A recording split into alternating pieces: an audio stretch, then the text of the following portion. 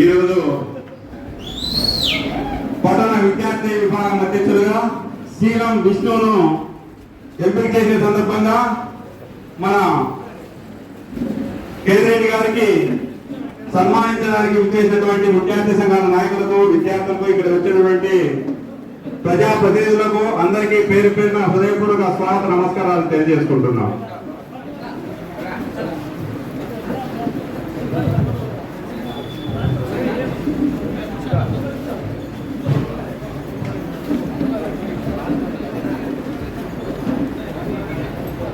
వెనక నిలబడుకో, దయచేసి ఆ ఖాళీ కూర్చొని ఉన్నాయి, ఎన్నికలు ఉన్నాయి, అక్కడికి వెళ్ళండి అమ్మా అంతా.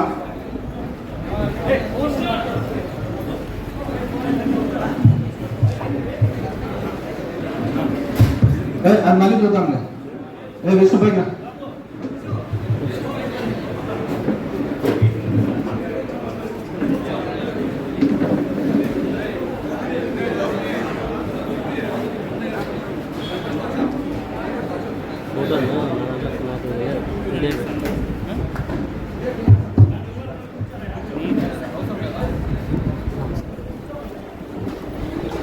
జావేద్, అది ఇంకో మైకి.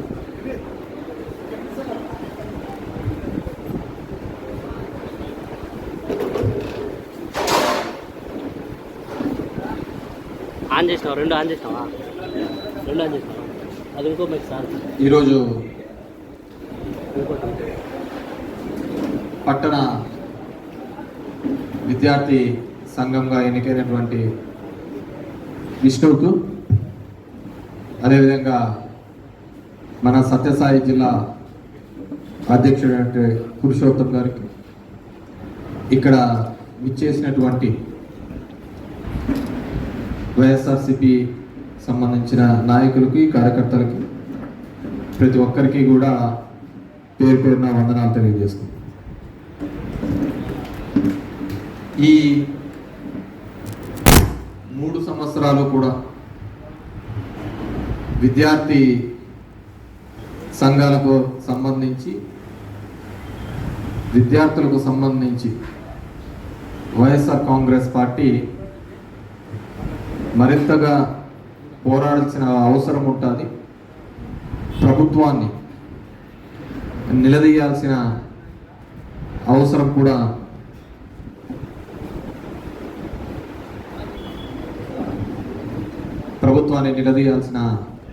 ఆవశ్యకత కూడా ఉంటుంది.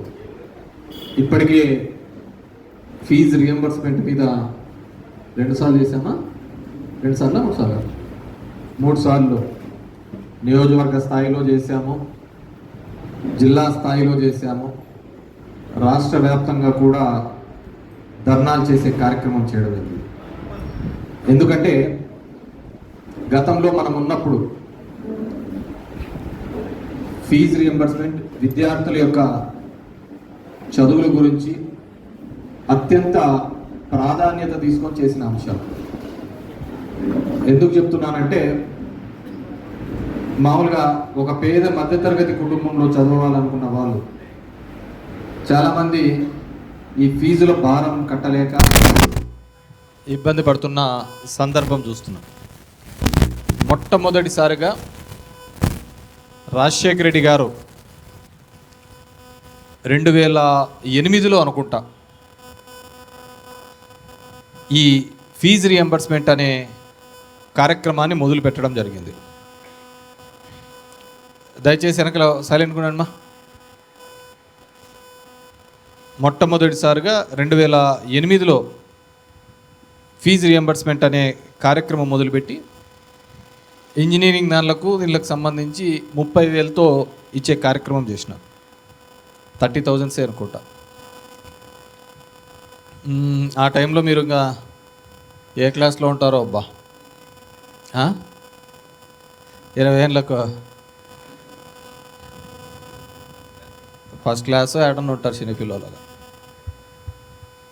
ఆ వయసులో ఉన్నప్పుడు ఫీజు రియంబర్స్మెంట్ అనే కార్యక్రమం మొదలుపెట్టి 30,000 రూపాయలు ఇచ్చే కార్యక్రమం మొదలుపెట్టారు. తర్వాత వచ్చినటువంటి చంద్రబాబు నాయుడు గారు దాన్ని ఆ ఇచ్చే కార్యక్రమాన్ని పోస్ట్ పోన్ చేస్తూ వచ్చేవాడు. అప్పుడు కూడా ఫీజుల కోసం పోరు చేసినాము. ఇవన్నీ కూడా ఇది చేస్తూ పోయేవాళ్ళం, ధర్నాలు చేసేవాళ్ళం.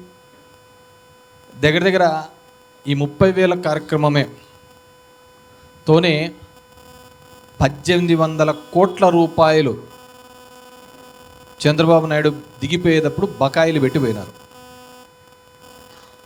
చంద్రబాబు నాయుడు దిగిపోయేటప్పుడు 1800 కోట్ల రూపాయలు బకాయి పెట్టినారు.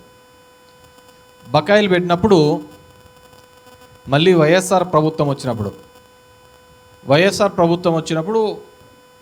ఆ 30,000 రూపాయలు కాదు, కాలేజ్ ఫీజు ఎంత ఉంటే అంత పూర్తిగా కూడా మేమే కడతాము అని చెప్పి మన ప్రభుత్వం తీసుకోవడం జరిగింది. ఎందుకు చెప్తున్నంటే మనందరం కూడా ఆలోచించుకోవాలి. చంద్రబాబు నాయుడు ఎక్కడ పోయినా అంటాడు, నా వల్లనే మీరు అమెరికాలో ఉన్నారు, నా వల్లనే మీరు లండన్లో ఉన్నారు, నా వల్లనే నేను సింగపూర్లో ఉన్నారు, నా వల్లనే బతికినారు అని చెప్పేసి అంటుంటాడు. నీ వల్ల అని చెప్పడానికి మీరేమైనా మా ఫీజులు కట్టారా? మా బదులు మీరేమైనా ఎగ్జాములు రాశారా? మా బదులు మీరేమైనా ఇంటర్వ్యూలు అటెండ్ అయినారా? ఇంక ఏం చేసినారని మీ వల్ల జరిగిందని చెప్పాలా? దాంట్లో కూడా చాలామంది కూడా చంద్రబాబుతోనే పోయినాము అని పెద్ద పెద్ద మేధావులు మాట్లాడుతూ అంటారు. లాస్ట్కు సత్యానారాయణలో కూడా నా వల్లనే పోయినాడు అంటాడు ఇతను. అతను అమెరికా పోయినప్పుడు ఇతను ముఖ్యమంత్రి కాలే, పాడుగాలే. ఎవడు బాగుపడితే వాడంతా నా వల్లే. సొంత వాళ్ళ ఎంపీ ఉన్నాడు, పుత్త సుధాకర్ యాదవ్, మహేష్ యాదవ్, అతను డ్రగ్స్లో దొరికితే అతను నాకు సంబంధం లేదంటాడు. బాగుపడినోడు అంతా నా ఖాతాలోకి రాసుకోవడం, ఎత్తిపోయినోడు అంతా నాకు సంబంధం లేదంట. దాంట్లో ఎవడైనా పర్వాలేదు, దాంట్లో ఇబ్బంది ఏం లే. వాడు ఎత్తిపోయినాడంటే వాడు నాకు సంబంధం లే, బాగుపడితే నాకు. నువ్వు వాళ్ళ తరపున ఫీజులు కట్టకపోతివి, వాళ్ళ తరపున ఎగ్జామ్స్ రాయకపోతివి, వాళ్ళ తరపున ఇంటర్వ్యూలు అటెండ్ కాకపోతివి, ఇంక నువ్వు ఏ విధంగా వాళ్ళకు మేలు చేసినట్టు? పోనీ హైదరాబాద్ అంతా నువ్వే కట్టినానంటాను. 20 సంవత్సరాలు అయింది నువ్వు హైదరాబాద్లో పోటీ చేయక, ఓడిపోయి. అంటే 2004లో ఓడిపోయినాడు. ఇప్పటికి 22 సంవత్సరాలు నీకు హైదరాబాద్కు సంబంధమే లేదు. ఇప్పటికీ చెప్తా అంటాడు, నేనే హైదరాబాద్ కట్టించినాను, నేనే ఇది చేసినాను, నా వల్లే మీరు బతుకుతున్నారు. ఉమ్మడి ఆంధ్రప్రదేశ్లో నువ్వు ముఖ్యమంత్రిగా ఉన్నప్పుడు అదే హైదరాబాద్తో పాటు మేమంతా ఉండేవి. రాయలసీమ ఉంటే, గోదావరి జిల్లాలు ఉన్నారు, విశాఖపట్నం ఉంటే, ఇదంతా ఎందుకు చేయలేకపోయినావు? ఇదంతా ఎందుకు అభివృద్ధిని చేసాను నేను ఆ కాలంలో అని చెప్పి చెప్పలేకపోయినావు? అంటే పక్కన బెంగళూరులో కూడా సాఫ్ట్వేర్ డెవలప్ అయింది, వాళ్ళకు కూడా నువ్వే చేసినావా? మహారాష్ట్రలో పూణేలో అయ్యింది, అక్కడ నువ్వే చేసినావా? అదేవిధంగా గోర్గాన్ ఢిల్లీ ఏరియాకి పోతే నోయిడా ఆ ఏరియాలోనూ అయింది, నువ్వే చేసినావా? కాదు కదా. సో మనకు ఎవరైతే మనకి ఇంట్లో కష్టం లేకుండా, ఇబ్బంది లేకుండా, మన చదువులకు అన్నిటికీ కూడా పూర్తి సహాయ సహకారాలు ఎవరు అందించినారు అంటే అది ఆ రోజుల్లో ఉన్నది రాజశేఖర రెడ్డి. దాని తర్వాత పూర్తిగా కూడా ఫీజు రియంబర్స్మెంట్ ఇచ్చినది ఎవరైనా ఉన్నారంటే అది వైఎస్ జగన్మోహన్ రెడ్డి గారు, వైఎస్ఆర్ కాంగ్రెస్ పార్టీ ప్రభుత్వం. చాలామందికి తెలీదు. మామూలుగా గతంలో చూస్తే ఒక 20 సంవత్సరాల కిందట చూస్తే ఇంజనీరింగ్ చదువులన్నా, మెడికల్ చదువులన్నా, ఇప్పుడైనా మెడికల్ కూడా చాలా వ్యయ ప్రయాసాలు మనం చూస్తూ ఉంటాం. మెడికల్ కాలేజీల కోసం పిల్లలు మెడిసిన్ చదివినారని కావాలనే ఉద్దేశంతో ఆస్తులమ్మి చదివించిన సందర్భాలు కూడా చూస్తున్నాం. ఎందుకంటే ఫీజులు ఏం తక్కువ కాదు. అలాంటి ఫీజులు కూడా, మెడికల్ కాలేజీలు ఫీజులు కూడా జగన్మోహన్ రెడ్డి గారు కట్టించారు. ఎందుకంటే ఒక పేదరికం నుంచి ఒక కుటుంబాన్ని బయటికి తీసుకొని రావాలి అంటే దానికి విద్య అనేది ఒక్కటే ద్వారానే మనం బయటికి తీసుకొని రావచ్చు. విద్య అనే ద్వారానే పేదరికం నుంచి బయటికి తీసుకొని రావడానికి అవకాశం ఉంటుందని పూర్తిగా నమ్మిన పార్టీ ఏదైనా ఉందంటే అది ఒక వైఎస్ఆర్ కాంగ్రెస్ పార్టీ ప్రభుత్వం. ఈరోజు నాడు నేడు ద్వారా స్కూళ్ళు చేసిన, అంగన్వాడీలో చిన్నపిల్లలు తీసుకునే భోజనం, ఎలాంటి భోజనం పెడితే వాళ్ళు బాగా పెరుగుతారు, వాళ్ళ గ్రోత్ బాగా ఉంటుందని, గర్భవతులకు ఎలాంటి ఫుడ్ ఇస్తే పిల్లలు బాగా పుడతారని, అంత స్థాయి నుంచి కూడా ప్రతి స్కూళ్ళల్లో కూడా మధ్యాహ్న భోజనం ఎంత సక్రమంగా ఉండాలి అని ఎలాంటి భోజనం పెడితే వాళ్ళకు పౌష్టికాహారం అందుతుంది, బాగా శారీరకంగా బాగా తయారవుతారని చెప్పి అంత గ్రౌండ్ లెవెల్కి చేసిన పార్టీ ఏదైనా ఉందంటే అది ఒక్క వైఎస్ఆర్ కాంగ్రెస్ పార్టీని, జగన్మోహన్ రెడ్డి గారు. స్కూల్కి వెళ్ళే పిల్లల యొక్క అందరితో పాటు సమానంగా ఉండాలి, బాగా ఉండాలని వాళ్ళ స్కూల్ బ్యాగులు, బట్టలు, బూట్లు, పుస్తకాలతో సహా ఒక మంచి క్వాలిటీ ఎడ్యుకేషన్ ఇచ్చాలని చెప్పేసి ఒక ప్రయత్నం చేయడం జరిగింది. కార్పొరేట్ స్కూళ్ళకు పోటీగా ఉండాలని సిబిఎస్ఈ స్కూల్స్ తీసుకొని రావాలి, నియోజకవర్గానికి ఒకటి తీసుకొని రావాలని, అదేవిధంగా ఐబీ స్కూల్ తీసుకొని రావాలని చెప్పేసి ఒక ప్రయత్నం చేసినది ఏదైనా ఉంది అంటే అది ఒక్క వైఎస్ఆర్ కాంగ్రెస్ పార్టీ, జగన్మోహన్ రెడ్డి. మనం అంటూ ఉంటారు పెట్టుబడి పెట్టాలి, పెట్టుబడి. ఇది పెట్టుబడి కేవలం బిల్డింగ్ లేపేయడం, రోడ్లు వేయడమే కాదు పెట్టుబడి. పిల్లల చదువు కోసం మనము ఈ ప్రభుత్వాలు చేసే ఏ ఒక్క రూపాయి అయినా సరే భవిష్యత్తు తరాలకు అది ఒక పెట్టుబడిగా ఉపయోగపడుతుంది, వాళ్ళ కాళ్ళ మీద వాళ్ళు నిలబడడానికి ఉపయోగపడుతుంది, వాళ్ళ కుటుంబాన్ని నిలబెట్టడానికి ఉపయోగపడుతుంది. అది చదువుకున్న ఇంపార్టెన్స్. అది ఈ ప్రభుత్వంలో జగన్మోహన్ రెడ్డి గారి ప్రభుత్వంలో గుర్తించింది కాబట్టి దాన్ని అంత ముందుకు తీసుకొని పోయే ఆలోచన, ప్రయత్నం చేయడం జరిగింది. ఆ విధంగా వాళ్ళందరికీ కూడా చెప్పడం జరిగింది. మేము ఫీజులన్నీ కూడా తల్లిదండ్రుల అకౌంట్లో వేసేవాళ్ళం, కాలేజీల అకౌంట్లో కాకుండా తల్లిదండ్రుల అకౌంట్లోకి. ఎందుకంటే ఆ తల్లిదండ్రులు ఆ ఫీజు కట్టేటప్పుడు కాలేజీకి పోతే ఒక బాధ్యతతో పోయి కాలేజీ వాళ్ళని అడుగుతారు, ఏం సార్ ఇంకా నీళ్లు రావటంలే, ఏం సార్ బెంచులు సరిగ్గా లేవు, ఏం ఫీజులు కడతానం కదా అని చెప్పి. అదే డైరెక్ట్ కాలేజీలో లేకేస్తాం అనుకో, అది వచ్చాందో పోతాందో, ఎవడికి వచ్చాందో తెలియదు, ఎవడికి పోతాందో తెలియదు, ఊరికే పోతా అంటారు. కానీ కొంతమంది కాలేజ్ అసోసియేషన్స్ అంతా పోయినాయి, అట్లెట్లేదు సార్ మా అకౌంట్లలోనే వేయాలా, వీళ్ళ తల్లిదండ్రుల అకౌంట్లలో వేస్తా అంటే వాళ్ళకు 30,000 40,000 వేసినాం అనుకో, ఏదో ఖర్చులకు 2,000 3,000 తగ్గి బేరం ఆడుతూ అంటారు వీళ్ళను. తగ్గిండి సార్ ఫీజు తగ్గిండి అని. అట్లా తగ్గకుండా మాకే ఉండాలా అని చెప్పేసి పోయినారు అంత కాలేజ్ యాజమాన్యం అంతా కోర్టుకు. బాగుంది లోకేష్కి కూడా ఇదేదో బాగా నచ్చింది, తల్లిదండ్రులకి వేస్తే వాళ్ళు అడుగుతారు ఫీజులు డబ్బులు వాళ్ళేదని చెప్పి. కాలేజీలు అడిగినాకో ఇది లక్షల్లో సంబంధించినది, ఇది ఎంత 100లో సంబంధించినది, ఈ 100కంతా ఏదో ఒకటి సమాధానం చెప్దాంలే అని చెప్పేసి వాళ్ళకి దాటేస్తా పోతున్నారు. వీళ్ళకి నీట్గా ఫీజులు అన్నీ ఎగరగొట్టుకుంటూ పోతున్నారు. మనం కేవలం ఎలక్షన్స్ టైంలో మాత్రమే ఒక విడత బాకీ పడినాం. ఇప్పటికి 3 సంవత్సరాలు దగ్గర 7 దఫాలుగా ఫీజు రింబర్స్మెంట్ డబ్బు రాలే. వీళ్ళు అడగడానికిలే వీళ్ళే కోర్టుకు పోయినారు, తల్లిదండ్రులు ఏమైనా అడగడానికిలే. ఇప్పుడు ఎప్పుడైనా మేము ఇట్లా ఇప్పుడు మేము కాలేజీలో హాల్ టికెట్లు ఇవ్వమంటా అంటే వాళ్ళకి ఏముంది, ఇంటర్నెట్లో ఆన్లైన్లో మీరే డౌన్లోడ్ చేసుకోవచ్చు అని. మళ్ళీ ఎవరైనా కానీ ఫీజులు అడిగినారు అంటే మీకు ఇబ్బంది ఉంటుంది అంటారు. మళ్ళీ వీళ్ళు స్కూళ్ళు కాలేజీలు ఏ విధంగా నడుపుతారు ఫీజు రింబర్స్మెంట్ రాకపోతే? వాళ్ళ ఇబ్బందులు వాళ్ళకు. ఆ క్వాలిటీ ఆఫ్ ఎడ్యుకేషన్ ఇవ్వడానికి ఇబ్బంది అవుతుంది ఖచ్చితంగా, అంతే కదా. ఒక 3 సంవత్సరాలు ఫీజులు లేకుంటే వాళ్ళు అప్పులు చేసి కట్టాల్సిందే కదా, జీతాలు ఇవ్వాలన్నా ఇంకోటి ఇవ్వాలన్నా అని. అట్లాంటప్పుడు క్వాలిటీ ఆఫ్ ఎడ్యుకేషన్ మిస్ అవుతుంది. దగ్గర 10,000 కోట్ల దాకా ఇప్పటికి బకాయిలు ఏర్పడినాయి. మొన్న చూసా ఏదో ఒకటి ఇచ్చారంట వీళ్ళకు, దీనికి వడ్డీ మీరే భరించేటట్లుంటే మీకే చేస్తాము కాలేజీలకు రాసింటి సంతకాలు అని చెప్పి. మొదటి సంవత్సరం వడ్డీ కడతారు, మళ్ళీ 2వ సంవత్సరం వడ్డీలు ఎవడు కడతాడు? వీళ్ళ పేరు మీద తాకట్టు తెచ్చారంట, కాలేజీల పేరు మీద వాళ్ళు తాకట్టు తెచ్చి ఇచ్చేది. ఇట్లయితే వీళ్ళేం బాగుపడే రకాలు కాదని చెప్పేసి. అంటే విద్య వైద్యం ప్రపంచ దేశాలు ఎక్కడికైనా వెళ్ళండి, బాగా డెవలప్డ్ అయిన కంట్రీస్ విద్య కోసం వైద్యం ఉచితంగా ఇస్తారు. ఇప్పుడు అమెరికా కావచ్చు చూసుకోవచ్చు, యూకే కావచ్చు చూసుకోవచ్చు, జర్మనీ కావాలంటే చూసుకోండి. ప్రపంచంలో బాగున్న ప్రతి దేశాలు, ఆర్థికంగా బాగున్న ప్రతి దేశం విద్య వైద్యం అనేది ఉచితంగా చేసే కార్యక్రమం చేస్తుంటారు. మళ్ళీ గ్రాడ్యుయేషన్ తర్వాత వాళ్ళ ఫీజులు చాలా ఉంటాయి, కానీ 10th ఇంటర్మీడియట్ వరకు ఫీజులు నార్మల్గా ఉంటాయి, ఫ్రీగా ఉంటాయి. ఈరోజు జరుగుతున్న కార్యక్రమం చూడండి, ఏ విధంగా మనము ఈ ప్రభుత్వం వైఎస్ఆర్ కాంగ్రెస్ పార్టీ ప్రభుత్వం పేద పిల్లల చదువుల కోసం, వాళ్ళ బాగు కోసం ఎంత వ్యయ ప్రయాసాలు ఉన్నా కానీ వాళ్ళకి ఇచ్చినాం.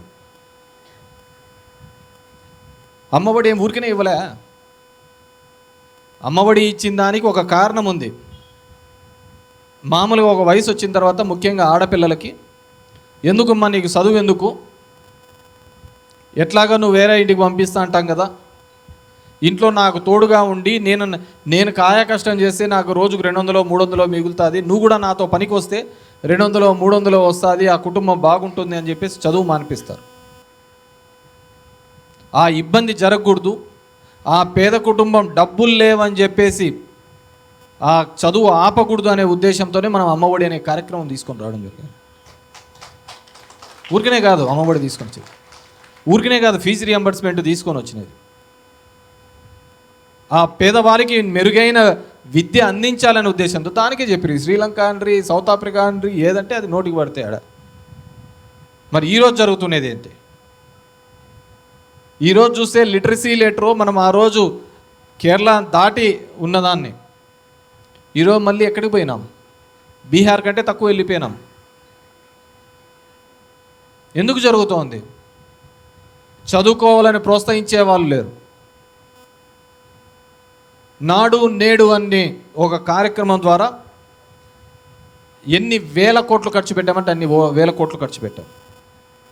స్కూళ్ళల్లో బాత్రూమ్స్ కావచ్చు, బెంచెస్ కావచ్చు, కలర్ఫుల్గా ఉండడం కోసం కావచ్చు, ఆర్ఓ ప్లాంట్ కావచ్చు, ఇన్ని కార్యక్రమాలు చేయడం జరిగింది. ఎందుకంటే కార్పొరేట్ స్కూల్కు ధీటుగా కనపడాలి, ఉండాలి మా స్కూల్ కని. చంద్రబాబు నాయుడు వచ్చినది ఏంది? మనం వేసిన నాడు నేడుకి స్టిక్కర్లుగా అతికిచ్చినాడు, నాడు నేడుకి స్టిక్కర్లు అంటించినాడు.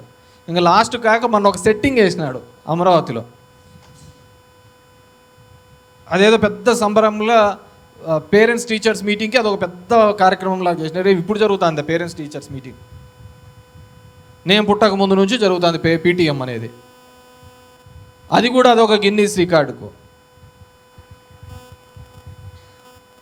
కాబట్టి ఆ విద్య కోసం, ఆ వైద్యం కోసం పేదవారికి చెంతన చేరాలి అని చెప్పి ఎప్పుడూ లేనంత విధంగా వైఎస్ఆర్ కాంగ్రెస్ పార్టీ అధికారంలోకి వచ్చిన తర్వాత చేయడం జరిగింది. ఈరోజు మెడికల్ కాలేజీలు ఎందుకు తీసుకొని వచ్చినాం? ఈ దేశ చరిత్రలో స్వతంత్రం వచ్చిన తర్వాత ఆంధ్రప్రదేశ్ రాష్ట్రంలో కేవలం 12 గవర్నమెంట్ మెడికల్ కాలేజీలు ఉంటే 5 సంవత్సరాల్లో 17 మెడికల్ కాలేజ్, ప్రభుత్వ మెడికల్ కాలేజీలు తీసుకొని వచ్చిన ప్రభుత్వం ఏదైనా ఉంది అంటే అది ఒక వైఎస్ఆర్ కాంగ్రెస్ పార్టీ ప్రభుత్వమే. ప్రతి మెడికల్ కాలేజీకి అనుబంధంగా ఒక 500 బెడ్ల హాస్పిటల్. ఎందుకంటే ఆ పేదవాళ్లకు ఉచితంగా అక్కడ వైద్యం అందించాలి, మంచి విద్య అందించాలి అనే ఉద్దేశంతోనే. ఈరోజు వీళ్ళు చెప్తున్నారు పీపీపీపీ మోడ్ అని చెప్పేసి, అని పీపీపీపీలే. పీపీపీపీలో భూమి మందే అట, దాన్ని చాలా ఎంత 50 రూపాయలకో 90 రూపాయలకి, ఇప్పుడు అంతా 90 రూపాయలు కదా అన్ని శాక్లెట్లు వచ్చాయి లేవో తెలియదుగా, వీళ్ళు ఎకరాలు భూములు ఇచ్చన్నారు 99 పైసలకి. పీపీపీపీ అని మోడ్లో అని చెప్పి అంట. సరే ప్రైవేట్ ఓన్కి ఇస్తానావు, కట్టిన మా పులివెందుల మెడికల్ కాలేజీలో బాత్రూమ్లు హాస్టల్ కట్టలేదు, కట్టి నువ్వు దానికి నువ్వు ఆపేస్తావా? పెనుగొండ మాలేలో ఒక స్థాయి వరకు వచ్చింది, తర్వాత నువ్వు కట్టి. అభివృద్ధి అనేది కంటిన్యూస్ ప్రాసెస్ కదా, అది నిరంతర ప్రక్రియ కదా. దాన్ని ఆపేసినారు. సరే ప్రైవేట్ ఓన్కి ఇచ్చినాం, వాడు 200 కోట్లు 300 కోట్లు ఖర్చు పెట్టినాడు. మళ్ళీ మనకు ఉచితంగా ఎందుకు వైద్యం చేస్తాడు? వసూలు చేస్తాడు కదా, 200 కోట్లకు వడ్డీతో సహా వేసుకుంటాడు కదా. అది ఎవరి మీద పడుతుంది భారం? మన మీదే కదా. ఇప్పుడు టోల్ అంటున్నారు, టోల్ గవర్నమెంట్ వేసింది, రోడ్లు వేసింది, టోల్స్ పెట్టింది, టోల్స్ డబ్బులు కలెక్ట్ చేస్తున్నాయి లేదా? అది గవర్నమెంట్కి ఏం కాదు కదా, వాళ్ళకి వెళ్ళిపోతుంది కదా. ఇది ఆయన టోల్ రూపంలో చెప్తాడు ఆయన చంద్రబాబు నాయుడు గారు. 1800 కోట్లు పెడితే మెడికల్ కాలేజ్ అయిపోయే దానికి నానా హంగామా. పేదవాళ్ళకి లేదు, అన్ని కార్పొరేట్లకు ఇచ్చేయడమే, విద్యా వైద్యం కూడా అమ్మేయడమే. ఈ విధంగా ప్రపంచంలో ఎక్కడా ఉండదు. అమరావతిలో డిజైన్లు చేయడానికి ఆ కన్సల్టెన్సీకి ఇస్తున్నారే 500 కోట్లు. జస్ట్ కన్సల్టెన్సీకి 500 కోట్లు. మెడికల్ కాలేజీలు కట్టడానికి డబ్బులు లేవంటారు. వీళ్ళు సింగారాలకు వీళ్ళు తిరగడానికి అయితే ఉన్న డబ్బులు మెడికల్ కాలేజీకు పేదవాళ్ళకు వైద్యం అందించే హాస్పిటల్స్కు లేవంటారు. మన ఊర్లో ఉంది, నేను ఇక్కడ కట్టించా ఎంఎన్సి. మన ఊర్లోనే వైద్య శాఖ మంత్రి దాన్ని యూటిలైజేషన్లోకి తీసుకుని 2 సంవత్సరాల పైకి ఎత్తాంది. ఉన్న హాస్పిటల్ని అభివృద్ధి చేయలేని పరిస్థితి. అప్పట్లో మేమే పంపించినాం, ఇది రెడీ అయిపోతానే దానికి పంపించిన 20 కోట్ల రూపాయలతో. అది అభివృద్ధి చేయలేని పరిస్థితి. ఎందుకంటే సమస్య మీద అవగాహన లేదు. హడావిడి చేసుకుంటూ పోతాం మళ్ళీ 5 ఏళ్ళకి ఈడు ఉంటాము, పోతాము ఇంకో చోటు ఉంటామని. కానీ రాజకీయాల్లో కావచ్చు, ఇంకోటి కావచ్చు, మనం ఎన్ని సంవత్సరాలు ఉన్నామని కాదు, మనం చేసిన పని నిలిచిపోతుంది. జీవితాంతం మన ఊరు లేకపోయినా ఆ ప్రాంతం లేకపోయినా నిలిచిపోతారు. ఇప్పటికీ చంద్రబాబు నాయుడు చేసినది చెప్పుకోవడానికి ఏంది లేదు. వేరే వాళ్ళు కొట్టినది పెయింట్లు కొట్టి నేను చేసిన అని చెప్పుకోవడం తప్ప.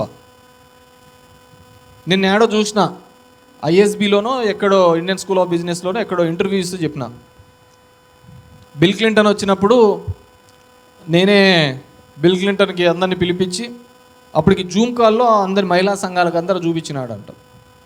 పిలిచి నేను లైసెన్స్ ఇచ్చినాను, ఇది ఎలా సాధ్యమని బిల్ క్లింటన్ ఆశ్చర్యపోయినాడు అని చెప్పి. మీరంతా చూసినారా అది? ఆశ్చర్యపోయి అతను మిగతా దేశం వాళ్ళతో అందరితో చెప్పినాడంట, ఆంధ్రప్రదేశ్లో ఇలా జరిగింది అని చెప్పేసి. ఇతను మిగతా దేశం వాళ్ళతో ఏం చెప్పినాడో అతను చెప్పలే. తర్వాత టోనీ బ్లెయిర్ వీళ్ళందరూ వచ్చినారని. మిగతా దేశం వాళ్ళు ఏమైతే ఆంధ్రప్రదేశ్లో ఒక రాష్ట్రం ఉంది, ఆ రాష్ట్రంలో ఉన్న ఒక ముఖ్యమంత్రి నాకు డ్రైవింగ్ వస్తుందో లేదో తెలుసుకోకుండా కూడా నాకు డ్రైవింగ్ లైసెన్స్ ఇచ్చినాడు. మన దేశంలో అయితే ఇట్లాంటి వాళ్ళని జైల్లో వేపిస్తామయ్యా అని చెప్పినాడు అతను. ఎవడైనా చేస్తాడయ్యా, నాకు అర్థం కావటంలే. ఒక డ్రైవింగ్ లైసెన్స్ ఇల్లంటే టెస్ట్ చేయాలా, వానికి వచ్చా రాదా, మంది రైట్ హ్యాండ్ డ్రైవింగు, వాళ్ళకి లెఫ్ట్ హ్యాండ్ డ్రైవింగు, వచ్చా రాదా అని ఊరికే కంప్యూటర్లో కొడితే వచ్చా అని పీకిచ్చాంటావా? అదే కదా వాళ్ళంతా పడిపోయి చెప్పుకునేది. ఇట్లాంటి వాళ్ళు ఉంటే మన దేశంలో జైల్లో వేస్తారు, నిజంగా జైల్లో వేస్తారు. నీకు వచ్చో రాదో తెలియకుండా నీకు ఎట్లా ఇచ్చారు? లైసెన్స్ ఉన్నోనికి ఇవ్వాలా, లైసెన్స్ అంటే డ్రైవింగ్ వచ్చినోనికి ఇవ్వాలా. నీకు డ్రైవింగ్ వస్తుందో లేదో తెలియకుండా దబక్క నీకు కార్డు వచ్చింది కదా అని పీకిచ్చా అంటే ఇట్లుంటాయి ఈయన చేసే హైటెక్ విన్యాసాలు. తప్పదు, మన కరమో మంచో వీళ్ళనందరినీ మనం భరించాల్సి వస్తుంది.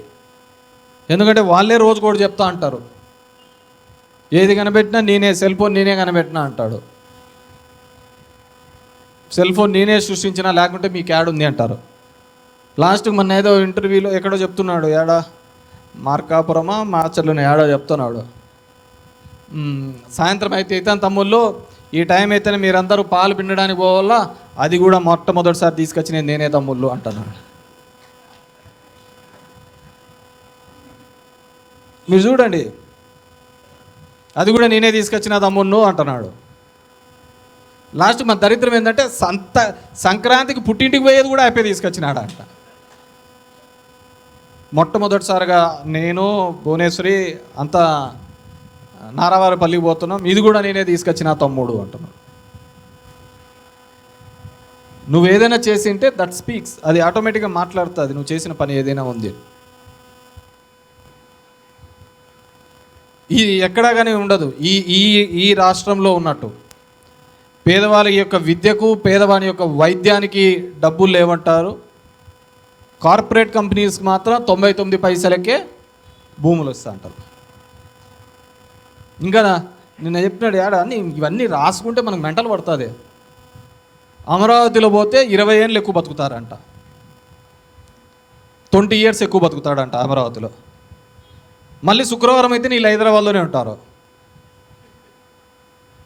శుక్రవారం అయితే నీళ్ళు హైదరాబాద్లోనే ఉంటాడు, అమరావతిలో ఏమి ఉండరు.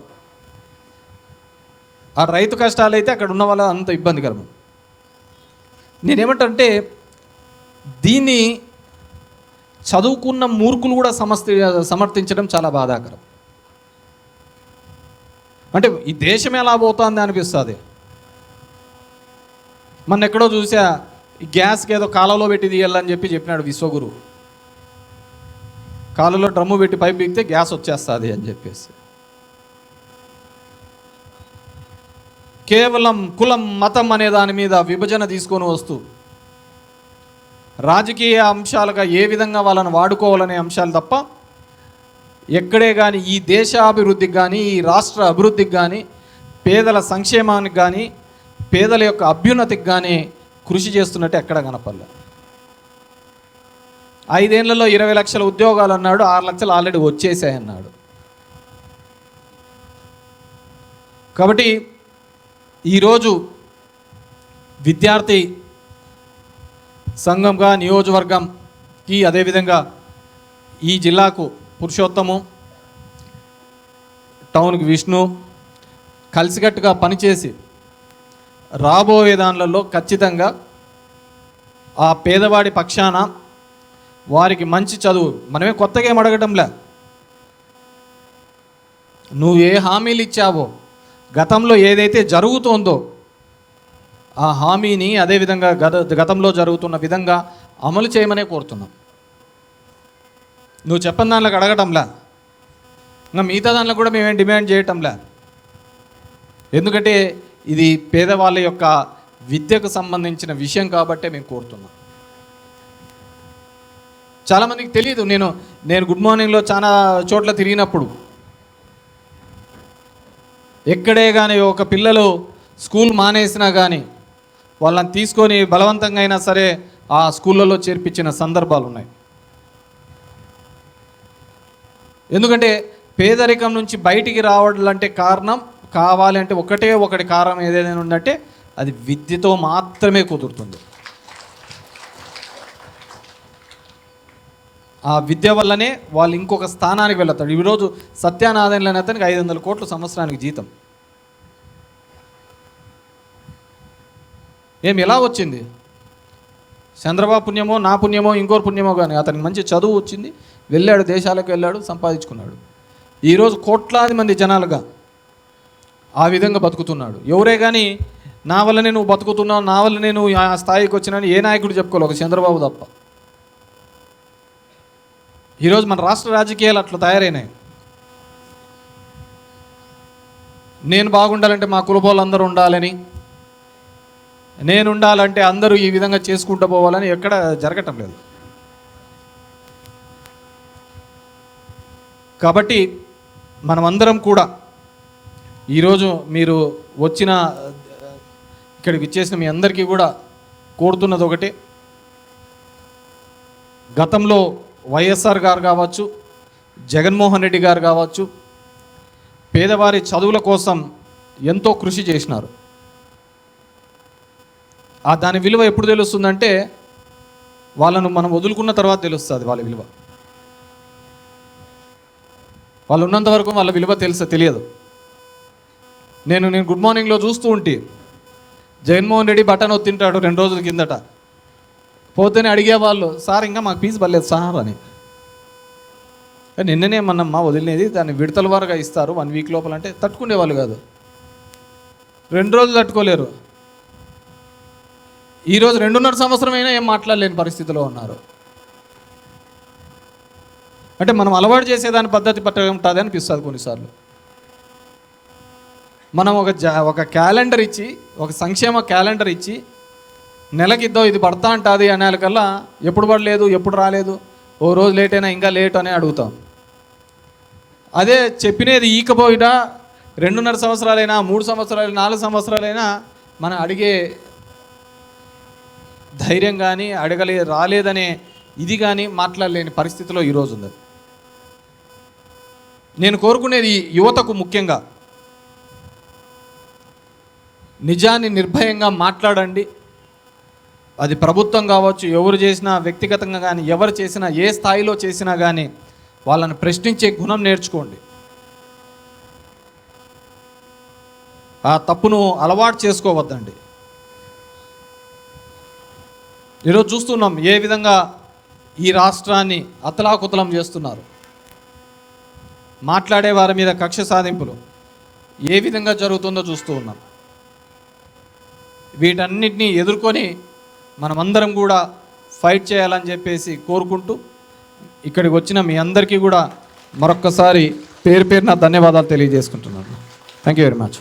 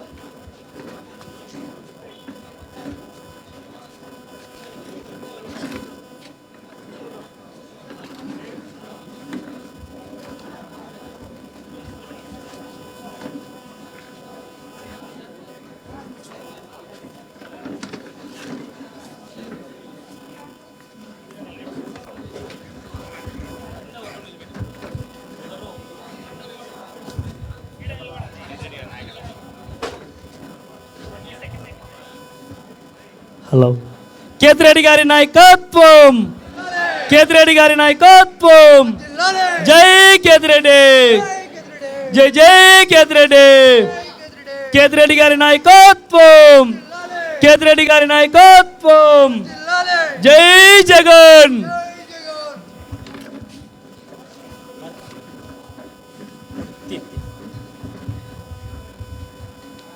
కేతిరెడ్డి గారి నాయకత్వం, కేతిరెడ్డి గారి నాయకత్వం. జై జగన్, జై జగన్. కేతిరెడ్డి గారి నాయకత్వం.